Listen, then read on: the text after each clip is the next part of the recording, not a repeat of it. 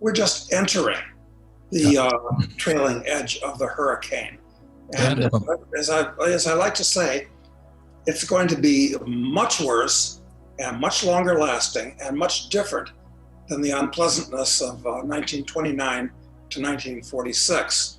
And I hate to sound like I'm crying wolf, because right now everything's hung together with chewing gum and baling wire, helped along by trillions of dollars of new funny money being created. So far, it looks pretty good, but it's not going to look good, I think, in as little as 3 or 6 months. Well, I grew up on a normal middle-class existence in Chicago on the Southwest side, went to a 4-year military boarding school, which is somewhat unusual. I've said when I had a full hour in November of 1980, the day before the Reagan election, I was on the Phil Donahue show for a full hour by myself. And one of the two things that made the audience boo me was that I said that I considered my 4 years at university a misallocation of my time and my money, and that I wouldn't do it again.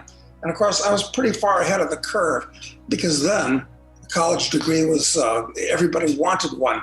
But today, I think most people recognize, even if they go to college, that it's an idiotic misallocation. In fact, it's not even a misallocation. It's a corrupting influence. Fill your head full of phony baloney ideas. And later on, I became a trustee of the 10th oldest college in the country. And then I found out how bad it was. That was 20 years ago. That all the professors, except for the sciences, were basically Marxists under the skin. But today it's much worse. And I actively encourage kids to put their thinking cap on and figure out, what can I do with this 4 years of time and let's say $100,000 of capital that I'm going to use to subsidize the enemy. So anyway, no, I dodged that bullet in Vietnam, so to speak. I was, in retrospect, idiotically signed up for the Marine PLC program. But that was my first entrepreneurial venture, actually, that kept me out of the war, because I've always been a car guy. And in those days, in 1966 and 67, I spent my junior year abroad at the University of Freiburg in Switzerland, and always keeping my eye on exotic cars, Ferraris and Maseratis. And they were very cheap in Europe in those days, but very expensive in the US. Interesting arbitrage opportunity. Europeans, at that time, only 20 years recovered from World War II, didn't have much of a middle class. If you bought a Ferrari, you were a rich guy. Otherwise, you'd buy a Fiat. There was nothing in between. But Americans all wanted Ferraris, and a middle class society, you could buy a used Ferrari. So there was a huge arbitrage between the two continents.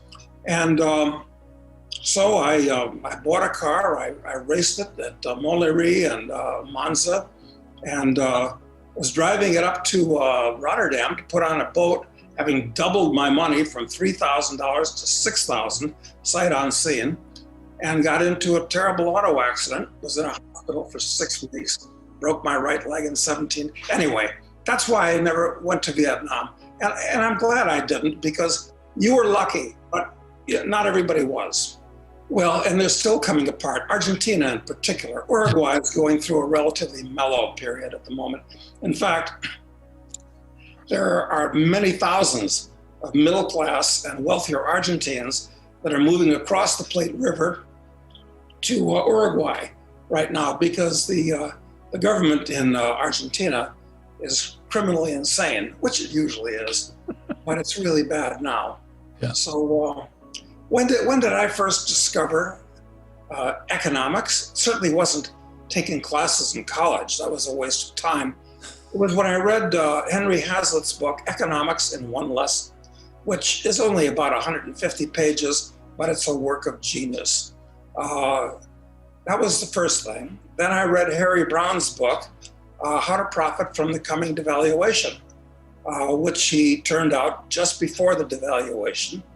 And I started buying gold coins way back then. I've never sold one. And later on, since I was always interested in geology, it was the third thing I wanted to be when I was a kid. After a paleontologist, after an archaeologist, I wanted to be a geologist.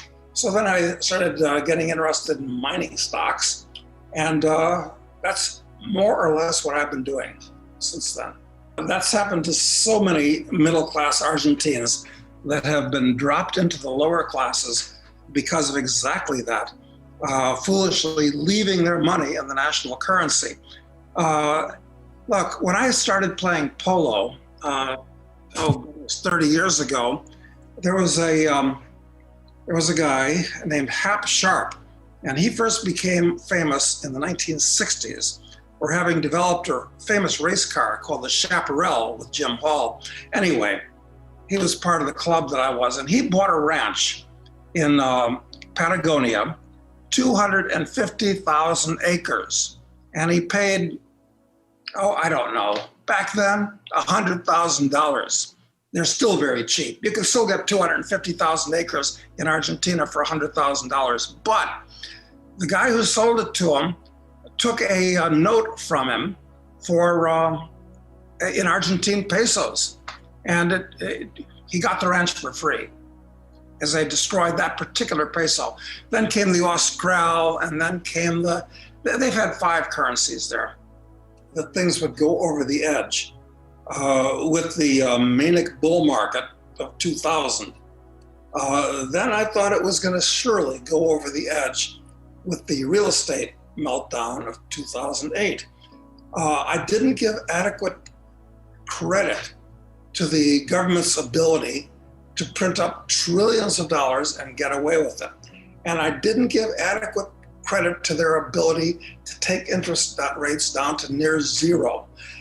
But I'm asking myself, what other feathers, what other arrows do they have in their quiver now that they've, printed up unbelievable amounts of money and taken interest rates to near zero? What can they do next? And I don't see what they can do next. Do you? I mean, never say never. Whatever they do will be stupid. But they're acting. The U.S. government is acting exactly the way the Argentine government has been acting for many years. Right.